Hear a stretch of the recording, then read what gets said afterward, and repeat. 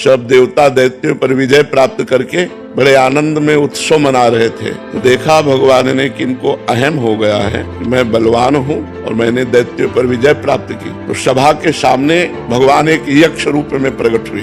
तो देवराज इंद्र ने देखा, बोले कोई भी देवता इनका परिचय लाकर हमें बताओ ये कौन प्रकट हुआ है। तो सबसे पहले वायुदेव प्रकट हुए। विश्व में वायुदेव से बढ़कर कोई बलवान नहीं। तो वायु देवता गए और कहा, यक्ष तुम कौन हो? तो उनका हम तो अपना परिचय बाद में बताएंगे, पहले आप बताएं आप कौन है। बोले मैं पवन हूँ, वायु। क्या है आप में क्षमता? तो उनका क्षमता ऐसी कि मैं पूरे त्रिभुवन को तिनके के समान उड़ा सकता हूँ। तो एक तिनका प्रकट किया और कहा उड़ा के दिखाओ। अब वायु देवता से तिनका उड़ाने की बात, वो तो ब्रह्मांड उड़ा दे, लेकिन तिनका नहीं उड़ा। कहा पूरी ताकत लगाओ। वायु देवता पूरी ताकत लगा के हार गए, तिनका ऐसे से ऐसे नहीं कर पाए। आए और बैठ गए। देवराज इंद्र ने कहा कौन है? बोले असमर्थ रहा उनका परिचय प्राप्त करने में। दूसरा देवता अग्निदेव प्रकट, उनके पास गए। उनका आप कौन है? अग्नि।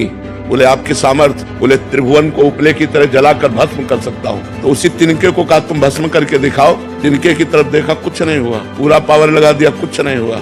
अग्नि देवता वापस जाकर बैठ गए और कहा मैं असमर्थ रहा। तब स्वयं देवराज इंद्र उठे, जे ही गए सो यक्ष अंतर ध्यान हो गए। यक्ष की जगह पर दुर्गा देवी प्रकट हुई और उनका देवराज इंद्र तू इतना घमंडी है कि तू भगवान से बात करने का भी अधिकारी नहीं है, इसलिए भगवान अंतर ध्यान हो गए। वो यक्ष रूप में भगवान थे। तो इतना समझ ले, तेरे वायु देवता में इतनी सामर्थ्य नहीं कि तिनका उड़ा सके, अग्नि देवता में इतनी सामर्थ्य नहीं कि तिनके को भस्म कर सके। सब भगवान की सामर्थ्य से युक्त हो।